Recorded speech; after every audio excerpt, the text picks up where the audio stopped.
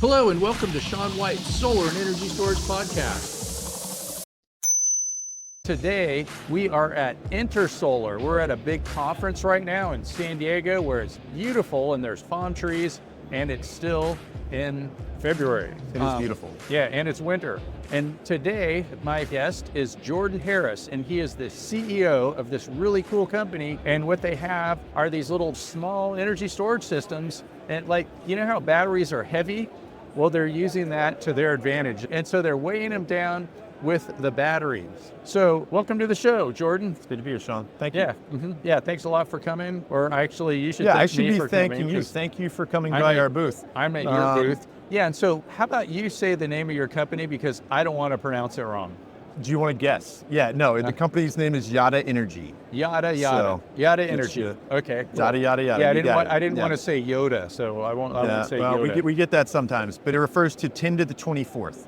And a Yotta joule of Wow, the sun 10 to the puts a 24th Yotta is a joule Yotta. of energy on the earth every year. Say that one more time. So a joule is a watt second. There's 3.6 million joules in a kilowatt hour is how much is in one of your batteries. Yes. And so say that again, it's like how much the sun hits the earth and all that stuff? A Yotta joule. A Yotta joule.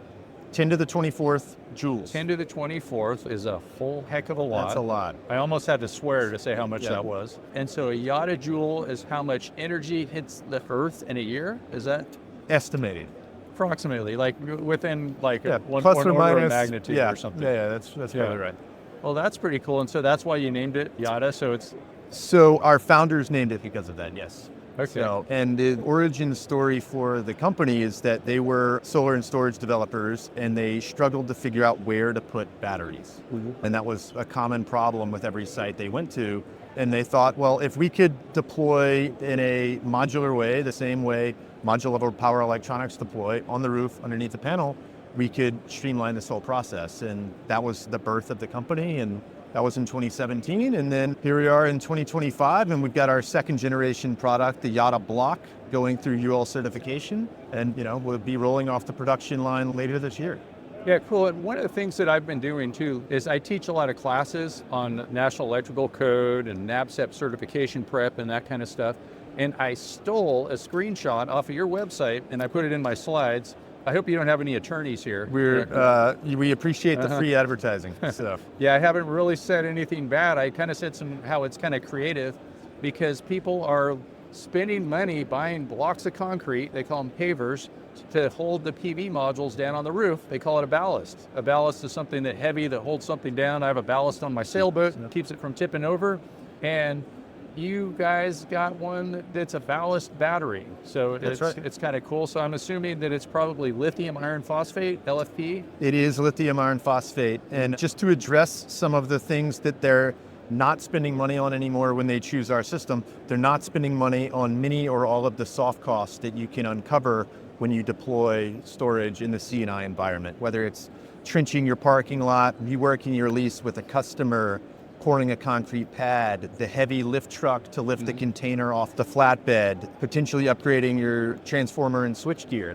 All those costs can be avoided, and this installs inline by the solar installer on the roof in a far faster way.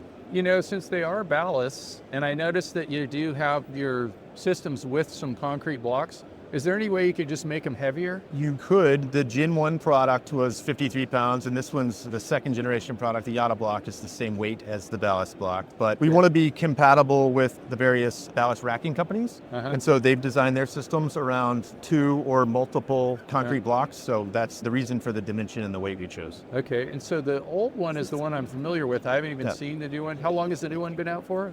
The new one's going through UL certification. It's not technically out yet. Oh, but so we are taking T-cells. We're designing it into systems. So it is new. And so let's talk a little bit about the old one and the new one. So the old one was like kind of big. It would go under the module. And the new one is about the size of like your average paver, I guess? Yeah. And so the paver is the average ballast block? That's right. It's 4 by 8 by 16. Weighs, 4 by 8 by 16. Weighs about 28 pounds. Yeah, 4 by 8 by 16 inches. And it's a 1-for-1 swap for the ballast block. Cool. So some other things about that too is when this was designed and you figured out that it was going to be a kilowatt hour, Did you do that because of the National Electrical Code, Article 706, and also Article 480? If you're 1 kilowatt hour and less, so you're just like barely making it, 1 kilowatt hour and less, you don't have to follow Article 706 for energy storage systems if you're an energy storage system. Is that part of it, or is it more than one battery is the system? I can not tell you that that specifically guided our decision. I think, in terms of designing the product, a lot of things came into it. We wanted to have the broadest TAM available and be able to go after installers are very particular about racking.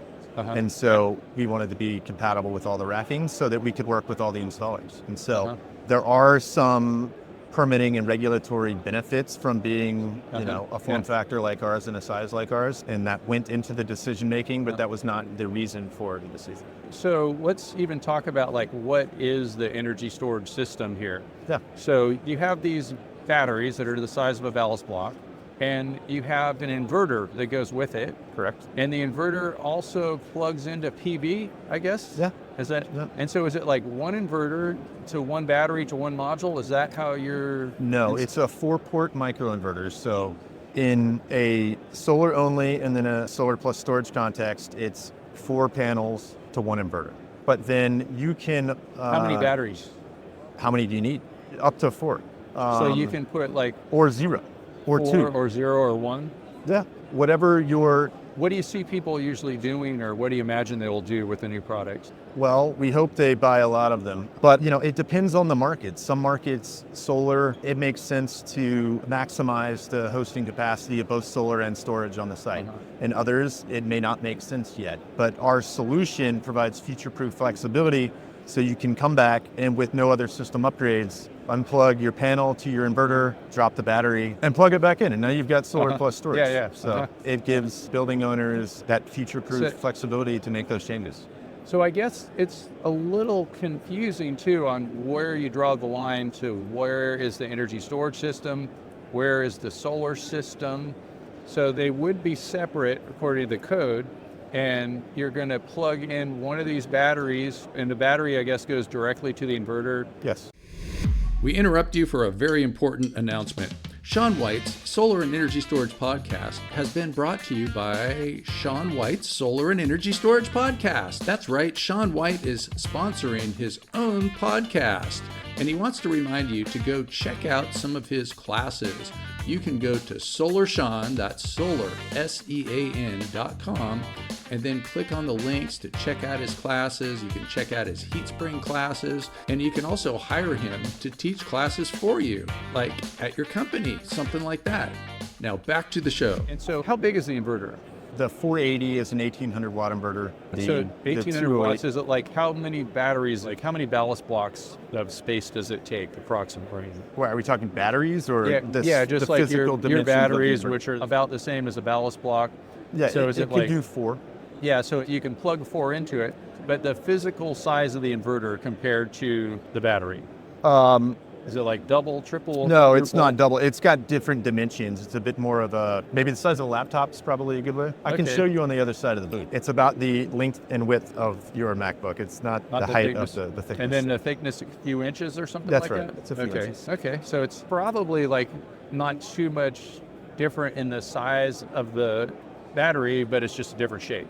That's right. Yeah, okay. That's right. It installs differently. It's got a different mounting bracket depending on the racking where you... And when you connect to these things, do you connect to them in parallel or series, or how many inputs do you have? Do you have a solar input, a battery input, or do you have 4 solar inputs? Solar to the battery, battery to the inverter. Oh, so you take the solar, you hook it to the battery. Yes. And then the battery to the inverter. Yes. So you take one PV module to one battery? That's kind of interesting. So the PV module plugs directly into the battery. Yes. And so it's DC coupled.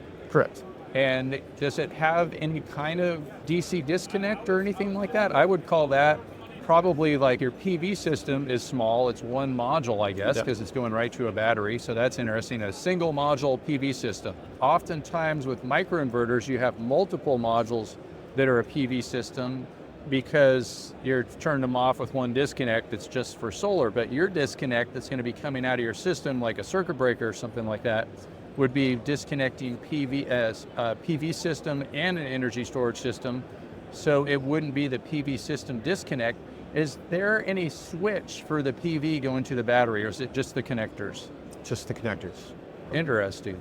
There's a physical bypass in the power electronics, but it's not a switch. Okay, interesting. It's something we can turn on and off. And so are the connectors then load break rated or something like that, so you could just pull them out while it's going? Probably so. I think there's standard MC4 connectors. Staubli makes them. So I guess that could be your PV system disconnect, just pulling those connectors apart.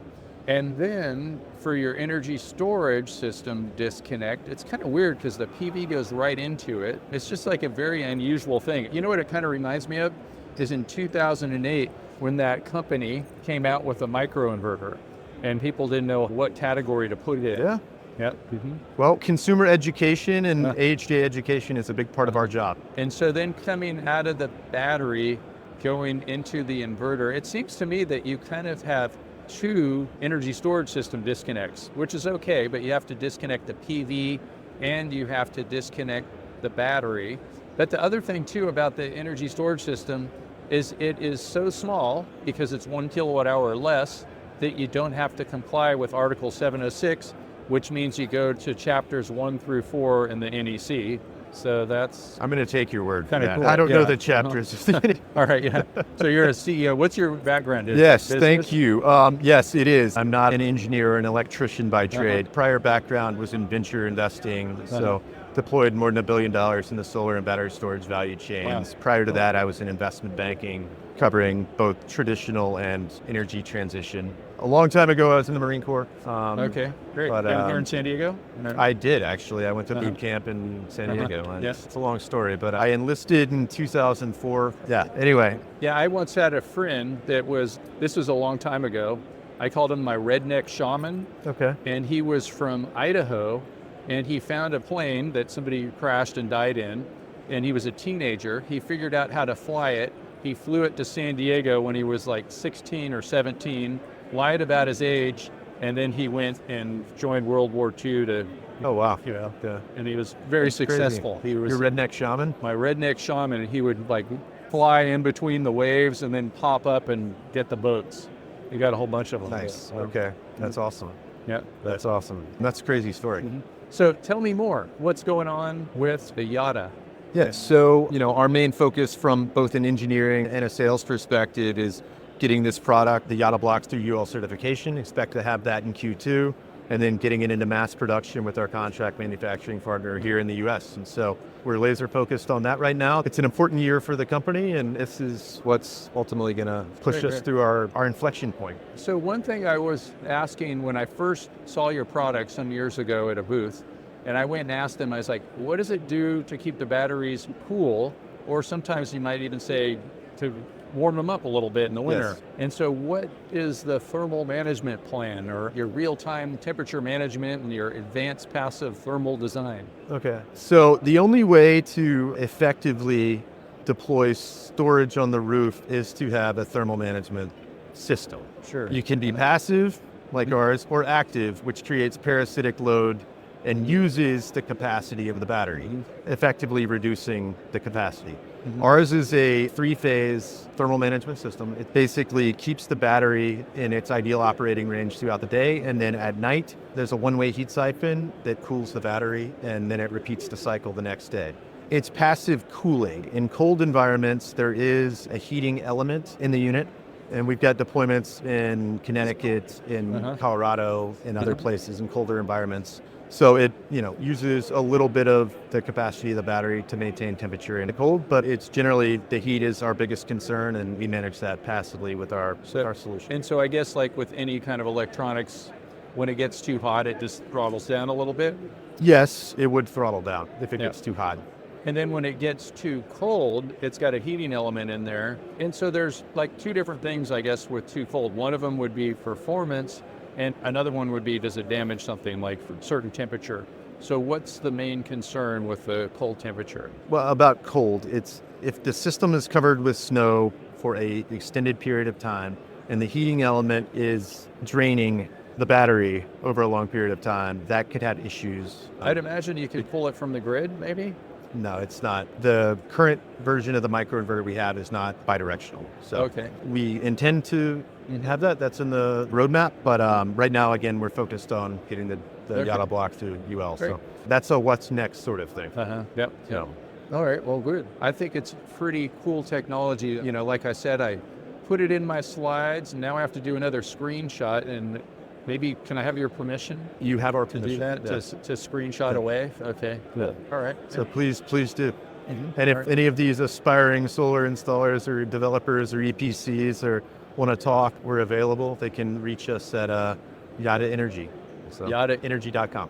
YottaEnergy.com, and that's YOTTA, and that's 10 to the 24th. You know how I remember that sort of maybe is because it's like a mole, 6.02 times 10 to the 24th. I know, chemistry class. I'll take your word for it. So maybe that's it. Maybe like we get the whole Earth gets a mole worth of joules in a year. Yeah. That's what I'm going to just say, or at least to that order of magnitude. That's how I'm going to remember this. It's unfathomable. Yeah. And that's like 10 to the 24th. That is a lot of zeros. It is. Yeah. That's like, At one point, it was the largest named exponent. I think we've gone to 10 to the 28th now, but I couldn't tell you what it's called. I think of Google. Google's like 100. 10 to the 100th? Is that a thing? It's like, I think a Google is like 100 zeros or something like that. Yeah. Or a goggle, or I think that might be how they got Google? Google. You know how I'll figure it out? I'll Google it. Yeah. All There you right, go. cool. All There right, you go. well, awesome, man. You're not going to Bing it? You're not going to use it?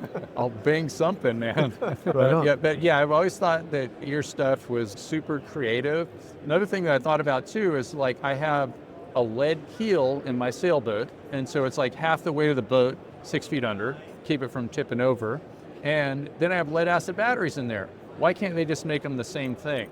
You know, like a weight batteries battery. in the keel? Batteries are heavy, use them to your advantage. So Exactly. Make the weight an asset. That's what we do. Yeah. And you could even like say, yeah, we were trying to make it heavier, you know, like save you some money on buying all those concrete blocks. Yeah, I don't know the specific. We're not at risk of pushing the pounds per square feet too high if we were to make it heavier, obviously. But No, it makes perfect sense though. It's like people need weight and batteries weigh something. It's a perfect idea. we believe so. We think we can really unlock something. But yeah, the code aspects of it are kind of interesting. Maybe I'll have to talk to the tech person someday. Sure. I'd be happy to introduce you to him now. All right. His name's Thanks. Andrew Tanner, or Chris Barrett, who has so many NABCEP and various other certifications in the industry. They can talk at length on this Cool. topic. All right. Thank you Thanks, very much, Jordan Sean. Harris. Appreciate and it. Thanks for listening to Shawn White's Solar and Energy Storage Podcast. To find more, go to solarsean.com, or you can go to YottaEnergy.com. yottaenergy.com, and com, that's COM. Don't forget.